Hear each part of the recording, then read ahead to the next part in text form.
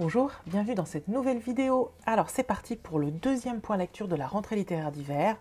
J'avais dit que je lirais 8 livres et je l'ai fait. Et on va en parler tout de suite. En premier lieu, je vais vous parler du livre d'Annie Perrault, Les grands espaces. Alors on va suivre le destin de 4 femmes. Une dans le lac, près du lac Baïkal, une aux États-Unis, voilà, dans plusieurs endroits du monde. Non, c'est pas aux États-Unis, c'est au Canada. Oh, ben ça commence bien. Le bruit, c'est mon chat. Et c'est une sorte de roman qui n'est pas choral parce qu'il n'y a pas vraiment de lien entre les femmes. C'est juste des morceaux de vie. Et on va suivre ces personnages féminins dans leurs désirs, dans leurs ambitions, dans leur perte de vitesse, dans leurs investigations intellectuelles, dans leurs doutes. Voilà. Alors, quand j'avais lu la présentation qui était faite de ce livre, il m'a interpellée, cette histoire de grands espaces, des destins de femmes. Je me suis dit que c'était un livre qui pouvait vraiment me plaire, mais je ne m'y suis pas totalement retrouvée. Ce que j'ai beaucoup aimé, c'est l'écriture, la narration. Il y a un mélange de différents types de narration que j'ai trouvé hyper pertinent, hyper intéressant et assez original. On flirte parfois avec la poésie. Elle parle de certains personnages en les nommant différemment. On est vraiment assez éloigné d'une narration simple avec un je ou un il, ou un elle en l'occurrence. Et j'ai trouvé qu'il y avait une vraie recherche dans l'écriture, mais plus que dans la langue, c'est dans les modes narratifs, dans cette alternance de différents personnages et donc de différentes façons de raconter les choses. Donc ça, j'ai trouvé que c'était hyper intéressant et que l'autrice là-dessus, elle avait vraiment bien travaillé sa copie. Et c'est un livre qui pourrait servir de support quand on veut étudier des textes et qu'on a besoin de regarder un peu une écriture différente. Voilà, j'ai même pensé à une de mes amies qui fait beaucoup d'ateliers d'écriture, qui anime des ateliers d'écriture, et je me suis dit, ah ben, ce serait un support idéal pour elle. Voilà, donc c'est vraiment une écriture de ce style-là. Après, par contre, j'ai eu plus de mal avec l'histoire. Alors peut-être parce que cette narration est très fragmentée, très différente, j'ai pas pu rentrer dans là où les histoires. Certaines, je suis rentrée plus que dans d'autres, mais dans l'ensemble, j'ai pas été super emballée par les histoires. D'ailleurs, si je devais résumer dans ma tête, là, les 4 femmes, je crois que j'aurais du mal. Alors, il y en a une qui m'a beaucoup touchée, c'est celle qui est près du lac Baïkal, qui rencontre un ours, qui n'est pas un ours, hein, c'est un homme, mais il s'appelle l'ours. Et il y a un autre personnage féminin qui, je crois, au Canada, et qui rencontre un homme. Il y a une histoire que j'ai trouvée plutôt sympathique. Et alors après, c'est plus compliqué. Il y a une histoire de 2 femmes qui se rencontrent dans un train. Et là, j'avoue que j'ai moins accroché. Et il y a une histoire extrêmement dure. Et là, pour le coup, j'ai pas accroché, mais parce que c'est trop dur pour moi. C'est une femme qui avait envie d'être libre. Parce qu'il y a aussi différentes temporalités. Excusez-moi, mais en plus, il y a différentes temporalités. Et il y a une des femmes qui est amoureuse de Yuri Gagarin, sans l'avoir jamais connu. Et elle vient d'une famille riche, aisée, où elle est censée, voilà, et elle veut être une femme libre, et elle veut sortir de son carcan, et ça se passe pas très bien pour elle. Son histoire est assez difficile, alors je vous déflore pas, mais voilà, c'était assez difficile. Donc voilà, des destins très disparates, à des époques très différentes. Un livre que je ne regrette pas d'avoir lu, mais que je peux pas dire que ça m'emballait. Mais je ne doute pas un instant que ça peut vraiment plaire à d'autres personnes, parce qu'il a vraiment beaucoup, beaucoup de qualité. Et on continue avec mon coup de cœur, deuxième livre chez Gallmaster.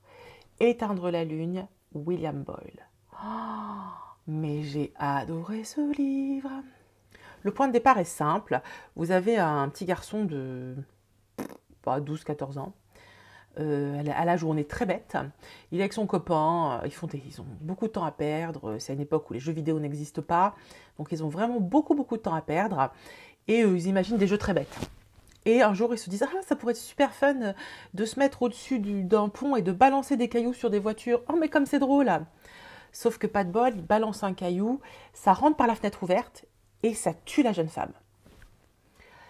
Et à partir de ce point de vue-là, de cette action-là, l'écrivain va nous raconter tout un tas d'histoires. Donc vous allez suivre la vie de ce petit garçon et ce qui va lui arriver suite à ça. Vous allez suivre la vie du père de la jeune femme qui était dans la voiture et tous les personnages qui gravitent autour et quelles vont être les interactions, qu'est-ce qui va se passer entre eux. Et bien sûr, vous allez avoir un personnage qui va faire le lien entre ce petit garçon qui a grandi, qui est devenu un jeune homme, et ce père éploré, ce père qui ne se remet pas d'avoir perdu sa fille. Le pauvre, il a perdu ses parents, sa femme, sa fille. Donc, vous allez avoir une passerelle entre les deux avec plein de protagonistes et plein d'interactions différentes. C'est hyper beau. Je ne sais pas comment vous décrire à quel point c'est beau. C'est en même temps très noir. Évidemment, c'est sombre. Vous n'avez que des destins douloureux.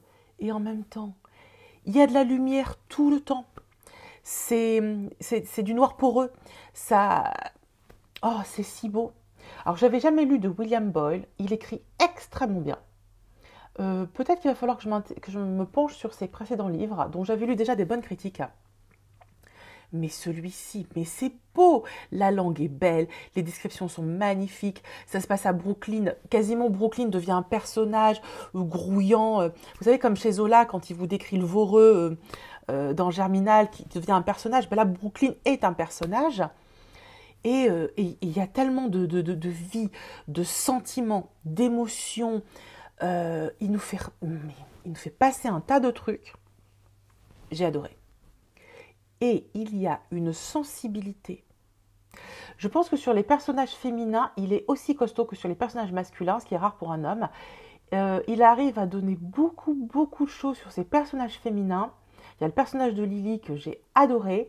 Il y en a d'autres. C'est hyper intéressant. Et je me souviens de vous avoir dit ça pour Mercy Street, mais je le redis ici et c'est génial. C'est-à-dire que vous avez des personnages qui sont tous très différents et qui sont jamais caricaturaux. Vous n'avez pas les gentils et les méchants. On est tous dans un destin qui parfois nous échappe, qui parfois nous appartient pas. Et certes, on fait des choix, mais on fait des choix maladroits, on fait des choix par défaut. Et il n'y a pas de méchant et de gentil. Et lui, il n'est jamais jugeant. Comme dans Mercy Street, il n'y a pas de jugement sur les personnages. Il n'y a pas de c'est pas bien, c'est bien, fais ceci, fais comme ça. Il n'y a pas de moralisation à outrance. C'est hyper bien fait. Oh, qu'est-ce que ça m'a touchée! Alors, ça nous parle du destin, de la famille, du pardon, de la rédemption, de l'amour. Il y a des scènes, je revois la scène, justement je parlais d'atelier d'écriture tout à l'heure, il y a des scènes dans un atelier d'écriture où la personne qui manage l'atelier d'écriture lit les écrits des gens. Et il y a des écrits... Non mais franchement, c'est très très très très beau, très fort, et très fin, et très subtil, et très bienveillant. Bon, pardon, je pense que je vais faire tous les superlatifs positifs qui vont me venir à la tête. Je sens que je suis en roue libre. Alors, je suis désolée parce que dans mon précédent point de lecture, je vous ai dit qu'il fallait absolument lire Mercy Street. Je maintiens. Mais je vais vous dire qu'il faut absolument lire Éteindre la lune. Non mais, Gallmeister... Oh la vache. Très très fort. Mais vraiment un très beau livre.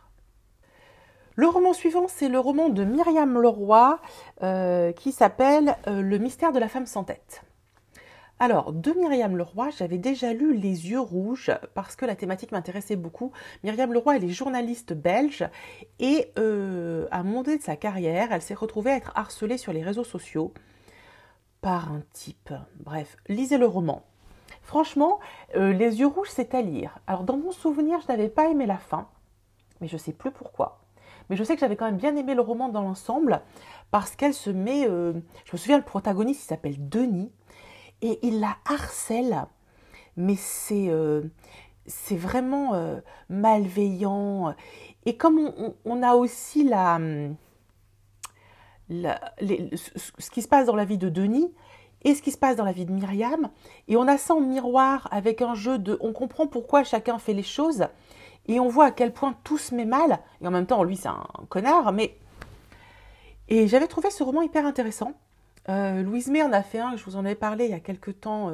On est dans cette catégorie-là. Donc moi, c'était les Hordes invisibles. Je sais qu'à chaque fois, je me gourre avec le western. Les Fureurs invisibles. Un des deux. Et là, voilà. Et comme en plus, là, c'est une histoire vraie, c'était hyper touchant. Et je vous en parle d'abord parce que à l'époque, j'avais pas de chaîne, donc je ne vous avais pas parlé de ce livre. Mais parce qu'en plus, il y a une résonance dans le mystère de la femme sans tête. Dans le mystère de la femme sans tête, Myriam Leroy, donc au début de l'idée, elle se promène dans Bruxelles parce que on est en confinement. Et elle va dans un cimetière et elle tombe sur cette tombe. Elle tombe sur une tombe. Et elle s'intéresse à ce personnage, elle s'intéresse à cette femme morte pendant la Deuxième Guerre mondiale. Et elle découvre qu'en fait, elle a été décapitée pour avoir poignardé un officier nazi. Et elle se dit, mais comment ça se fait que cette femme n'est pas dans les histoires? Comment ça se fait qu'on n'en a jamais parlé? Donc elle gratte un petit peu et elle explique qu'en fait, elle a trouvé quelques petites choses, mais très embryonnaires. Et donc du coup, elle a un peu plus gratté et elle a trouvé qu'elle avait encore ses enfants qui étaient vivants, et notamment son fils, qui est très très vieux, genre qui a 90 ans, mais qu'elle a pu interviewer. Et elle explique dans le roman qu'elle va... tout ce qui est partie interview et lettres sont réels et tout le reste est fictionnel.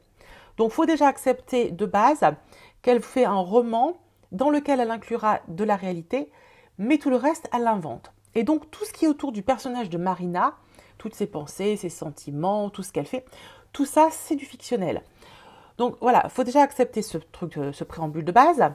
Et en plus, elle en rajoute un troisième volet. Dans le roman, elle parle d'elle aussi. Elle parle effectivement, elle revient un peu sur le fait qu'elle a été harcelée à un moment donné. Et elle parle de sa vie, un peu de son mal-être aussi. Et j'ai trouvé que les trois se conjuguaient plutôt bien. Franchement, le roman est bien construit et en ça, c'est assez intéressant. À travers ce personnage fictionnel de Marina, l'autrice arrive surtout à rebondir sur ses propres idées, sur cette volonté de réhabiliter les femmes, de redonner de la visibilité. On sent qu'elle s'y investit beaucoup, mais c'est aussi pour elle, pour sa propre psychologie, j'ai envie de dire, son besoin à elle de creuser et de se dire, voilà, et ça l'occupe et elle écrit là-dessus. C'est assez intéressant, assez touchant. L'autre chose qui est intéressante, c'est que ça se passe en Belgique. Et c'est vrai que c'est intéressant de voir... oh là là, combien de fois j'ai dit intéressant?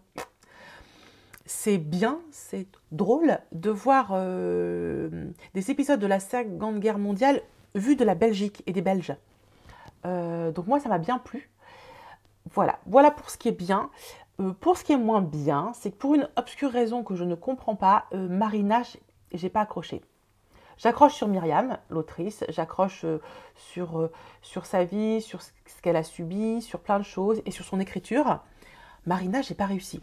Je sais pas ce qui m'a manqué, mais Marina ne m'a pas séduite.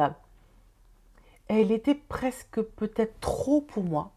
Ce personnage que décrit Myriam, dont on ne sait pas si c'est la réalité, il va très loin. Il est extrémiste jusqu'au boutiste. Elle est prête à tout, y compris à sacrifier sa famille et ses enfants pour cette idéologie. En plus, elle se sacrifie et juste pour avoir poignardé un officier, mais tant qu'à faire, meuf, fais péter une bombe, quoi. Tu en 30. Enfin, cette espèce de petit truc, machin, et voilà. Et elle se retrouve à se faire décapiter. Je sais pas, il y a un truc qui m'a manqué, mais Marina ne m'a pas séduite. Et je pensais être très touchée. Je pensais que cette personne allait me plaire. Je pensais que c'était une héroïne, une battante, une nana qu'on avait oubliée, alors qu'en fait, elle faisait des trucs géniaux. En fait, pas trop. Et voilà, donc j'ai pas su. Il y a aussi toute l'histoire familiale de Marina, sa mère, sa belle-mère, etc. Donc comme Marina est d'origine russe, donc vous avez aussi tout un peu ce côté russe qui est pas inintéressant, mais voilà, c'est peut-être là où j'ai été moins emportée, c'est sur ce personnage et j'ai besoin quand même d'être un peu addict au personnage quand je lis un livre, surtout un livre comme ça. Typiquement dans le roman précédent, dans L'éteint de la lune, j'ai été mais à mort avec les personnages, mais vraiment, vous savez, j'étais en empathie, j'étais avec eux, je partageais. Et là, je l'ai pas eu. J'ai rien partagé du tout avec eux et ça m'a manqué. Voilà. Après, ça reste un bon roman. Si vous aimez les histoires, les romans un peu historiques, etc., ça peut vous plaire. Et enfin, je vais terminer par le roman de Jean-Claude Lalumière qui s'appelle L'invention de l'histoire. Alors, Jean-Claude Lalumière, c'est un auteur que j'ai déjà lu. J'avais lu, je crois que c'est son premier roman, Le Front russe. Il faut savoir que Le Front russe, ça m'avait fait hurler de rire. Mais vraiment. C'est l'histoire de... Alors, c'est vieux dans ma tête, hein. C'est l'histoire d'un type, d'un administratif, vous savez, genre qui passe les concours, une espèce de tête, mais totalement inapte à la vie, qui se retrouve propulsé à Paris, dans un obscur ministère. Et là, c'est un enchaînement de fiascos, mais c'est drôle. J'ai trouvé que dans l'approche, le regard porté sur nos administrations, c'était kafkaïen. Et dans l'humour, on était un peu comme chez les Anglais, vous savez, euh, comme Tom Sharp. Vous savez, quand Tom Sharp balance sur les profs, etc. Et j'adore. Et ben, c'était un peu ça. Voilà, on se moque beaucoup. Et ce personnage est tellement nul. Et j'avais beaucoup ri. Et je me souviens que j'avais tellement aimé le roman que je l'avais mis dans un comité de lecture pour le faire lire à mes lecteurs. Et ça avait vachement divisé. Il y avait tous ceux qui, comme moi, étaient rentrés dedans et pleuraient de rire. Et il y en avait plein qui m'avaient dit, Et je me souviens d'une lectrice qui avait dit, oh, mais pour moi, c'était le roman de l'ennui. Et je me disais, comment on peut lire ce livre et s'ennuyer? Il est quand même hyper drôle. Elle n'a pas vu la caricature, elle n'a pas vu l'administration. Enfin, c'est quasiment notre quotidien, c'est ubuesque. Et voilà. Donc c'est vraiment des livres qui sont un peu clivants. Mais moi, je suis fan. Moi, ça me fait beaucoup rire. Donc, on en arrive. Et je vais vraiment vous parler du roman de la rentrée littéraire. On en arrive à l'invention de l'histoire. Donc, l'invention de l'histoire, on ne va pas être sur le même type du roman. C'est moins croquignolesque. C'est moins rocambolesque. C'est moins foufou drôle. Foufou drôle. J'ai beaucoup de vocabulaire.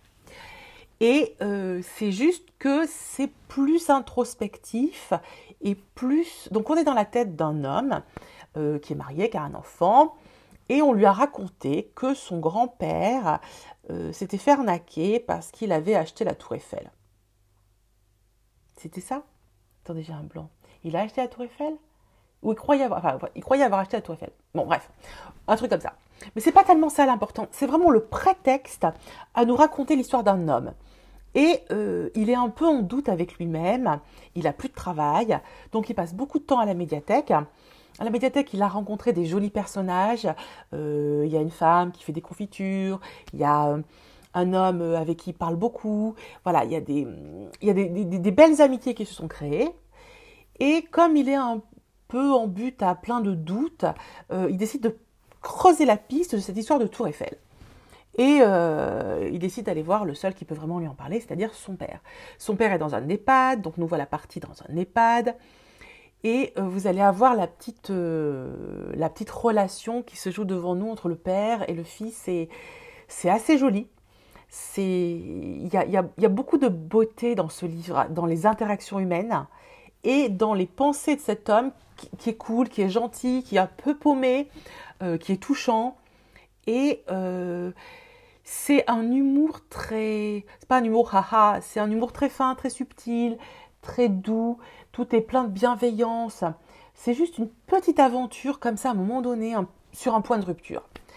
Cet homme-là, il y a un moment de sa vie où il sait qu'il y a ça va être un basculement et il est en train d'essayer de se raccrocher à ce qu'il peut.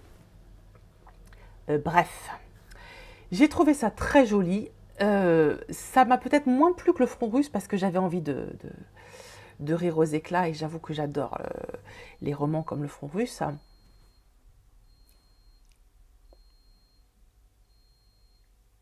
Voilà, c'était le lave-vaisselle. Et du coup, mais ça reste vraiment très agréable à lire. Jean-Claude Lalumière a une langue très simple, très agréable à lire, avec juste ce qu'il faut de subtilité parfois. Alors, par contre, on va parler des passages dans la médiathèque. Alors, je l'ai déjà dit sur Instagram et il a réagi en me disant « Non, mais je voulais pas faire de généralité. C'est juste un exemple que moi je connais, de gens que je connais, tout ça. » Alors, et no judgment, je le crois tout à fait. C'est juste que dans ma tête, c'était là « Oh non, oh non !» Ah là là. Alors déjà, le cliché du silence dans les médiathèques, ça m'énerve. Moi, j'adore les médiathèques bruyantes. Il faut savoir que je suis directrice de médiathèque, donc j'autorise les gens à faire plein de bruit. Je gère 5 établissements et je déteste les établissements silencieux. Nous, on fait des animations, les gens ils peuvent faire du bruit, ils peuvent parler. J'ai mis des machines à café dans toutes les médiathèques. On mange, on boit, on vit, on joue, on lit, on fait ce qu'on veut, on court. Vraiment, une médiathèque, ça doit être bruyant. Si vous avez envie de lire dans le repos, ben vous rentrez chez vous avec le livre. Mais pour moi, une médiathèque, c'est pas une bibliothèque universitaire, c'est pas un endroit où vous faites vos recherches. Donc, ça doit faire du bruit. Amélie qui me parle, je m'en fous, moi, de ma carte vitale. Bref. Voilà, donc là, des fois, j'en ai un peu marre. Et puis, et le personnage principal, il craque sur la bibliothécaire. J'étais morte de rire. J'étais morte de rire parce que ça m'a rappelé, pardon, mais plein d'anecdotes.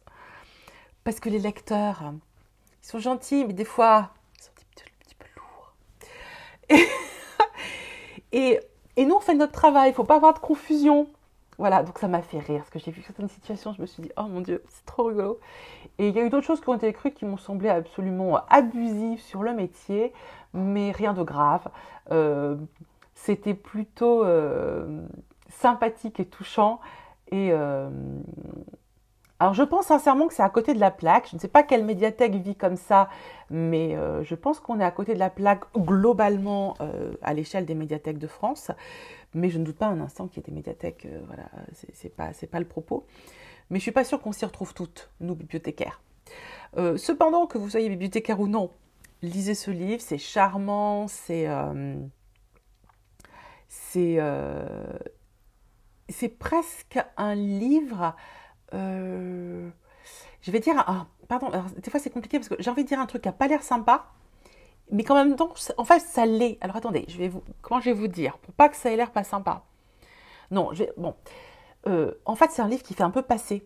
C'est-à-dire qu'il y a eu une mode à un moment donné sur ces livres un peu rocambolesques, vous savez, avec le fakir dans l'armoire Ikea, etc. C'est un peu retombé, ce style de livre. Et là, on est un peu là-dedans. Et ça aurait pu être un peu trop redondant s'il était sorti à l'époque. Sauf qu'aujourd'hui, on n'en a plus des livres comme ça. Et du coup, c'est plutôt cool et bienvenu. Et puis, ça fait du bien de lire des choses un peu plus bienveillantes, sympathiques, avec un joli regard. Et voilà. Donc, un joli livre aux éditions du Rocher que je vous invite à lire. Et si vous n'avez pas envie de lire ça, eh bien, écoutez, lisez Le Front Russe parce que c'est vachement bien et qu'il n'est jamais trop tard pour bien faire. Voilà. Écoutez, je ne sais pas, j'ai l'impression que ça a été super méga brouillon cette affaire, mais il n'en reste quand même pas moins qu'il y a dans ce point lecture une lecture absolument extraordinaire. C'est Éteindre la lune, vraiment lisez ce livre. Et puis si vous avez envie de plus de légèreté, lisez L'invention de l'histoire. Si vous avez envie d'un peu d'histoire, lisez Le mystère de la femme sans tête. Et si vous avez envie de voyager, eh bien, lisez Les grands espaces. Voilà, je vous fais des gros bisous et je vous reviens très vite avec une nouvelle vidéo. Ciao!